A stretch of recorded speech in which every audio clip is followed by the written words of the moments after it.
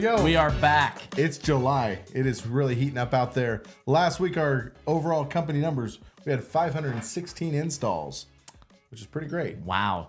Top office, Detroit again. 163, Lafayette 109, Shreveport 66, Mobile 59, Houma 48, Nashville 45, Baton Rouge 21. Our dinner goal winners last week were Shreveport, Nashville, and Baton Rouge. So congratulations, guys. Go. Do something fun with that. Our last week, top 10 vets. We had Trey Wood bringing it home. So Trey is really excited about his hat as well. I was talking to him about that on Saturday. Zach Richardson, second place with 14. Nate Barbieri, 13. Jackson Powell, 11. Jet Vance, 12. Porter King, 11. Cole Hymas, 8.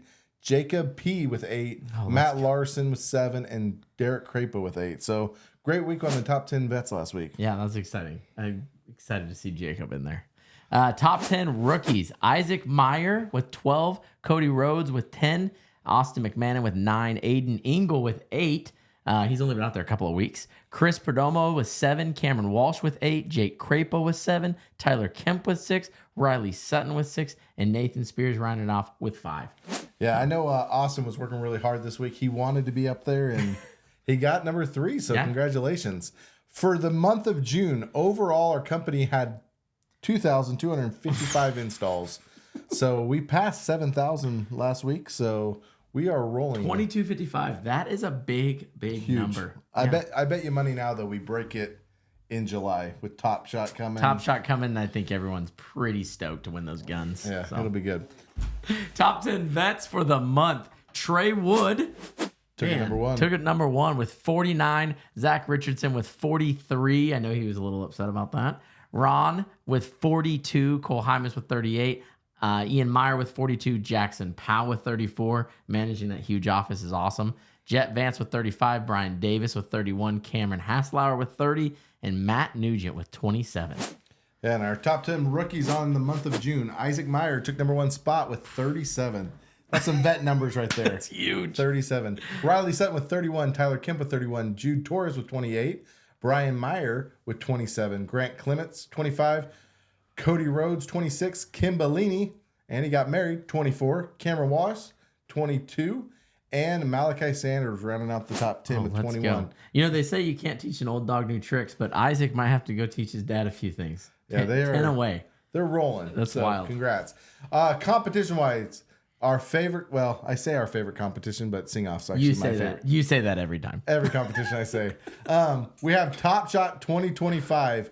Last week you saw the teaser with all the guns. This week we have the shirt and the hats coming up. We'll put the poster right here. Bam. But 7th through the 9th is for the shirt. Couple things about it. We made the bracket to where it all lined up beautifully. Pat worked real hard on this. It's actually harder than you would guess to make a bracket. It's way harder. But most of the vets have a buy. To get the shirt, you need to sell, what did we say? One shirt? One deal. You just got to sell one deal if you have a buy.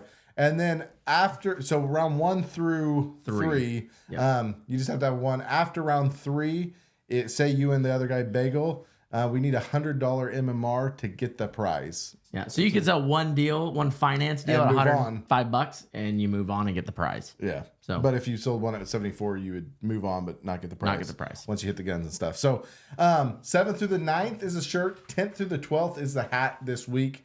And then we'll jump back in next week with all the other prizes. Pay attention to the bracket, though. One thing that is kind of confusing, you can pull out the bracket, you can filter it off of the round, off the dates, etc.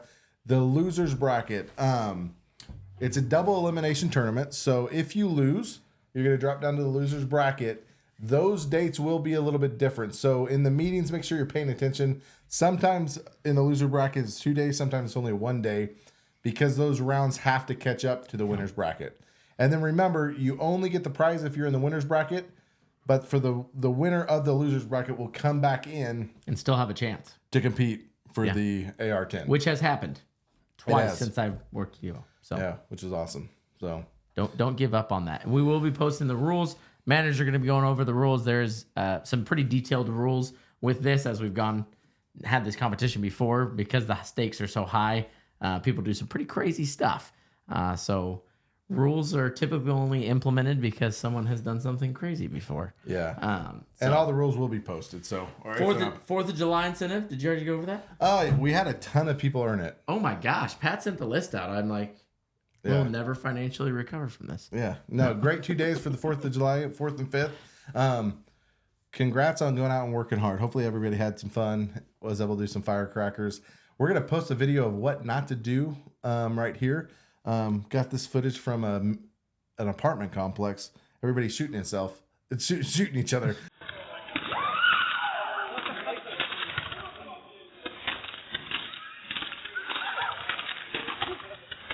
But luckily everybody's safe. So for the deal of the week this week, little back history on this. So our boy Carter Lake in Nashville, Tennessee. Nashville has this bingo board. We'll pull it up right here.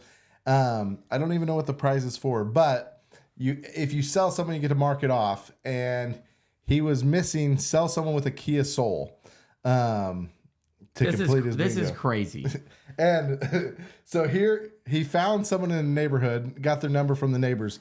And this is the text message he sent out. Hey, Lindsay, this is the guy Misty and Michael were talking about. I work with ADT and probably think this is a little weird that I'm contacting you, but I'm looking to sell a person that has a Kia Soul for a bingo board incentive that we've been doing since April. And my last square that I have before I win is to sell a Kia Soul owner. And I've looked far and wide for a bunch of Kia Souls and I've had no luck, but hopefully this can change. It's what we're doing. What we're doing is really cool. We're running a very good promotion to where if you stick the sign out in front of for us, we're actually able to cover the costs and all your equipment installation warranty to where all you have to do is keep it connected for us. I know it's 4th of July weekend. If there's a good time for you to call and talk about the alarm system, please just call this number whenever you possibly can. Thank you and have a phenomenal weekend. Sincerely, Carter with ADT.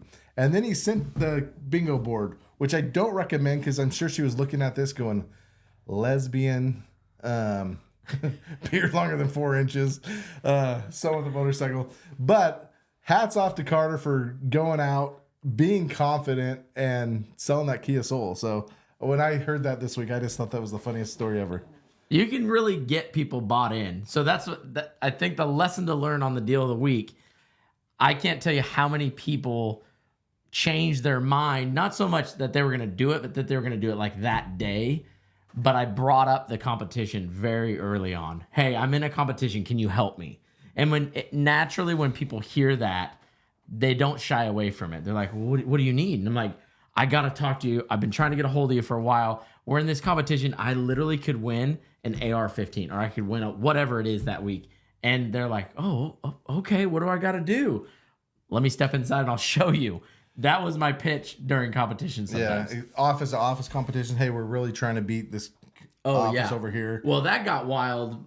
Yeah, because then people... Then they're buying in. We got to beat them. We can't let them win. But it also gives you a reason to pressure them a little bit. So you're on a corner, middle street, whatever it is.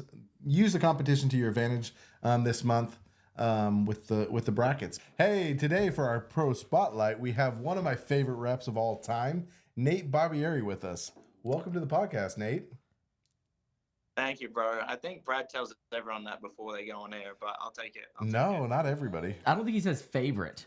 You're I up there, think buddy. he says like, baller, awesome. Favorites, I don't know. One of my two favorite foreign employees that we have. I'd say you're our most favoritist foreigner. We can say that. Yeah. Yeah. So always laugh when I tell them, and they look at me funny. Yeah. Well, we want to dive right into it. We don't have a ton of time, but we want to get as much info out of you as possible so we can get this to the guys. We're at a critical point, I think, in sales, especially door-to-door sales, with how our season is. And guys, more than ever, I think, need what you have to offer. So yeah, just a little bit back history on Nate. Sold 13 last week. He's at 121 on the year.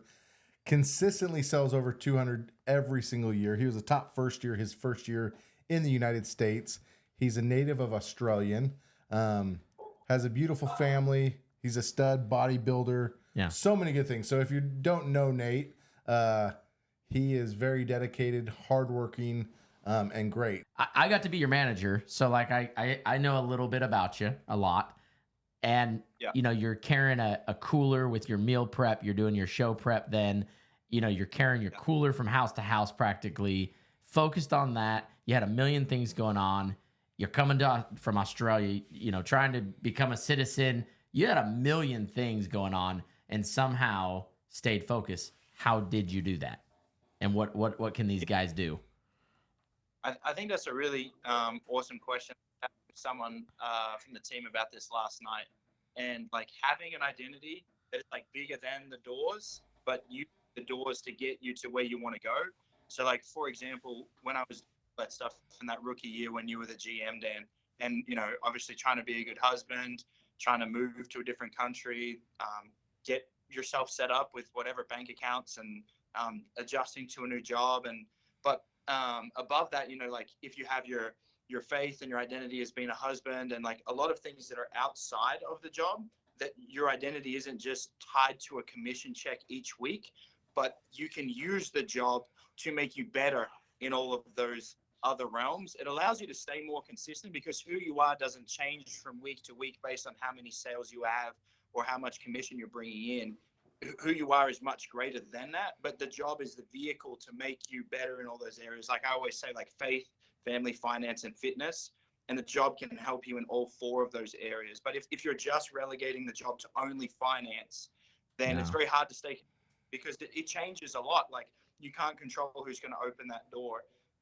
So that's something that's helped me over the years. Do 200 every year has just been like, okay, I'm more than the job, but the job is what is helping me get to be more, if that kind of makes sense. One thing I want to highlight really quick with you, if you could give us your standardized, I know you don't change much depending on the area, like maybe a little bit. Give us in 30 seconds your approach on the doors, what you're using. I think a lot of guys right now, it's hot. Maybe people aren't answering the door as much, whatever excuse they're coming up with. But what is it that you do consistently for that initial approach? And can you give us that really quick? Yeah, I really like to be creative with my icebreakers. And I was telling Brad this last week, like I'll camp in an area for hopefully like 2 weeks. And my icebreakers are very specific to my area, which is really nice. How are you finding those? So you say specific to the area. What does that mean for these rookies? Oh, yeah. So like if I'm in an area for a long time, like I'll work out, what is the best place to go eat? Like I'll be like, man, I don't know how you guys stay in shape with that Middle Eastern place like Island Grill around the corner. And it really establishes me just as someone credible. And instead of like trying to break preoccupation with a sales pitch per se, I'm breaking preoccupation with who I am. Relatable information. 100%. Yeah. And when I can do that consistently, so I really struggle when I move areas a lot, but I don't struggle in any area. I just struggle when I don't spend time in an area because I can't develop those connections, relationships. I almost feel a little like dirty, like I feel out of place in an area. But once I stay there for a little while, I'm like, you're not the ADT guy yet. Yeah, I'm not the ADT. Like it's funny. Monday I'll be slow. Then by like Tuesday, Wednesday, Thursday, I've kind of picked it up a little bit if I haven't moved. And it's like I do what you do, Dan. I give the first one away usually just to kind of establish myself in an area and just kind of figure out my person. And usually my door approach is like pretty to business at the start. Like if like, hey, I'm Nate. Lovely to meet you. I've been working with so-and-so. I do the alarm and the security camera neighbors, and I show them the ADT sign. And then that's going to give me a very quick yes or no. Like I just want them to see straight away, like, hey, this is what I'm doing. This is who I'm with. And I'm doing this for your neighbors. I'm doing the alarm camera security for your neighbors. And then we're paying a couple of the homeowners on the block to advertise for us. And then I've kind of got my hook in really early. And I kind of talk about it like how Mike does his drifting with the cars, like pressure on, pressure off. I'll kind of like be really pressure at the side. Hey, what's going on? I'm Nate. I'm working with the neighbors. I do the ADT, the cameras and alarms for them. You'll probably see us during the week here. Hey, by the way, absolutely love the garden. I have a brown thumb. Yours is definitely green. The hydrangeas are beautiful. How long you guys been out here? And then it's like pressure on with the hook and then pressure off. To kind of indicate you mean business and you're there to do business, but at the same time, you're a human. Yeah, I love that. Yeah. One thing I've also always loved about Nate is he does the customer right. You want to make money. Nate counts his pennies very well, but he is always looking at the best interest for the customer. I've always respected that about you.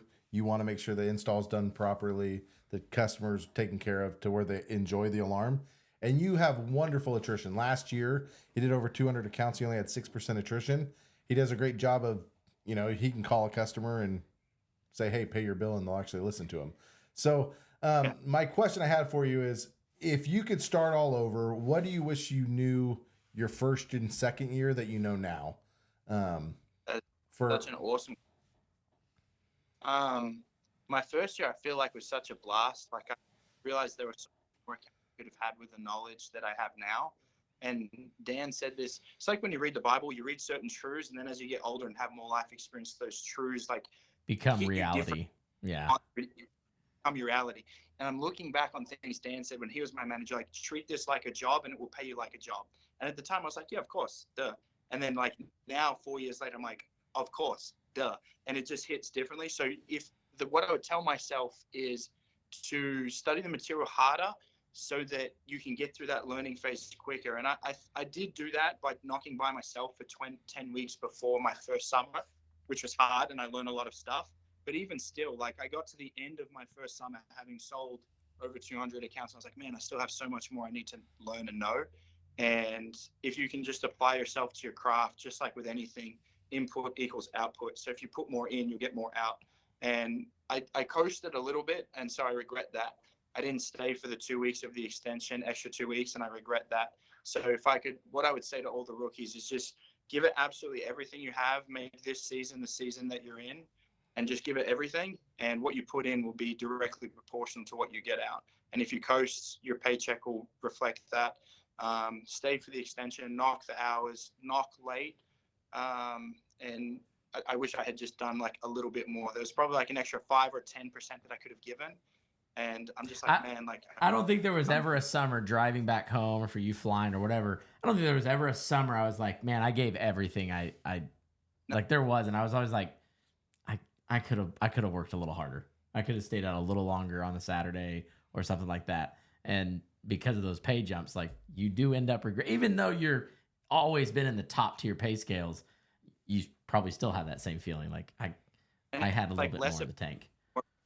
It to yourself, like just like hitting the pillow and resting well, knowing that like you did right by everyone you did business with, and like mostly by yourself, like you kept your word to yourself. That's like a big thing I think for door-to-door sales is like self-talk, and keeping your word to yourself is like a big deal. Nate, you have amazing one-liners. Every time I'm out visiting you guys, I'll hear you give a couple one-liners, and I'm like, those are great. What are a couple one-liners that you use on the daily that maybe a guy in another office could incorporate? I really like the one-liner. If I can't leave you better than I found you, then I don't want you to do it. Boom. And I like that one-liner because I mean it. And I believe that conviction convinces. So when you have conviction, it will convince your customers. And I believe in that one-liner. Like, if I can't leave you better than I found you, and I can't serve you, then I don't want to do it. And they can feel that. And that's how I can transition into homes very quickly. Like, I'm like, hey, I'll write this information out for you. You can make an educated decision. But at the end of the day, if I can't leave you better than I found you, then I don't want you to do this. And I stand by that. Like, I've walked away from people where they were kind of interested and probably could have hard closed them, but it made no sense for them to do it with the product I was offering. I'm like, I can just get a better door and take care of another. Yeah. Like, they were moving soon or something. Yeah. It just doesn't make sense. So that's a really nice one-liner that I really like. And there's so many for different situations. But I think like keeping your process really simple and not allowing a customer to throw you from your process, but getting back into it as efficiently as possible. A big one that guys do with one-liners is they sit in the objection too long. So they'll use a funny one-liner like, oh, I'm not interested. And then they'll answer it back and they'll be like, yeah, I'm not interested either. I've got a girlfriend, which is a funny one-liner, but you're actually giving that objection power. Like, you're validating what they're saying, but the objection's crap. So like, you just want to go like, if they tell you, you just like move on and just get into your process. And I'm only using those really good one-liners like right if I'm feeling actual resistance. But too many guys are trying to use one-liners way too early on in their door approach. I would say the most common rookie struggle would be TIO. I think if we were to make a pool, I think TIO is going to be our biggest one. What is maybe 2 or 3 one-liners for TIOs? I think like with a TIO, what you have to do is isolate the objection and then try and shift the objection. So like they obviously want to think it over for a particular reason. And so empathizing with them, say, for example, you told me you need to think it over. I would say, yeah, like I absolutely understand that. You know, and it depends what vibe I'm getting from the customer, if it's a money issue. And I'll just sometimes ask him, I'll be like, hey, does everything that this is a one-liner I like. I'll show them the price on the iPad. And before I go for billing, or if they give me a TIO, I'll say, hey, Dan, does everything on here look fair to you? Does it seem fair? And if they tell me yes, then I know it's not the price. So there's something else. They don't trust me. They're worried about giving their billing information. So I want to kind of like isolate what the actual objection is. The TIO isn't really the objection. So I want to shift the objection and then try and reclose. So I'm like, hey, absolutely. Like, you know, if you had a week to think about it and everything looked good and you liked everything that I was talking about, would this be something you're comfortable moving forward with? And then if they say yes, then I'm just going to try and do a reclose right there and then. If they say no, I'm like, okay, totally got it. I can get back with you. What would be the biggest thing that, you know, you need to work out between now and then? And then I'm actually going to get the real objection. Yeah. And then I can then go for a reclose. It's like, I just need to spouse. Then now I'm actually, instead of dealing with a TIO, now I'm dealing with a spouse objection. So I've shifted the objection, and we can go back into closing with a spouse objection. Yeah, absolutely. You know, I'm sure your spouse will love this. Yeah, so I don't know. It's like isolating the objection and understanding that customers have customer language, just like we have sales language. So when they tell us like, oh, I need to think it over, of course you do. I haven't given you all the information. It depends what point in the sale you're getting that. Yeah. And we can't overstate how hard you work. Like Dan was saying earlier, yeah, when you were doing your lifting and your shows, he was packing a bag, putting it in the bushes, you know, like so dedicated, working hard, etc. So thanks for coming on. As the final thought before you leave us, Nate's always had an extremely big why. Last year he opened a gym out in South Carolina. Maybe do you have a QR code or anything that we can buy some shirts that people might want to buy some stuff? He also does personal training. Maybe send a picture or something over. We'll put on the podcast of what you look like without a shirt on. But if you are interested in any of that, hit Nate up because he knows what he's talking about. Proof's in the pudding. Yeah, I should probably listen to him more. But if you want to get in shape, he can do it. So thanks for coming, Nate. Thank you, mate. Take it easy. That was an amazing interview with Nate Barbieri. Always fun to hear from down under. I like that guy. It's incredible what he's done. The one thing we didn't touch on, because of time, is just the American dream. Yes, we didn't talk about that. That's what I wanted to ask him. I know. I was like trying to kick you to get you to ask him, but just things I know he would say. Came here, you know, was trying to get his visa. It cost like $6,000 or something, maybe even more. And I remember being out in Fresno that first week with him, and him and his wife being able to go knock and make enough money to pay for that attorney, and like totally just wiped that stress and, you know, everything away. So yeah, since in the last 4 years, he now owns 2 houses. He has his gym paid for. He's got some incredible gym equipment. Really nice, custom gym equipment. Yeah, it's nice stuff. He's a stud. So hit him up on social. Ask him questions. He's a super nice guy, and he'll help you build your faith as well, and do some great stuff. Yeah. So at Nate is great. I actually don't know his handle, but something like that. If that's cool. Not it, he should claim that. All right. So have a good week, guys. Evo Nation, go kill it.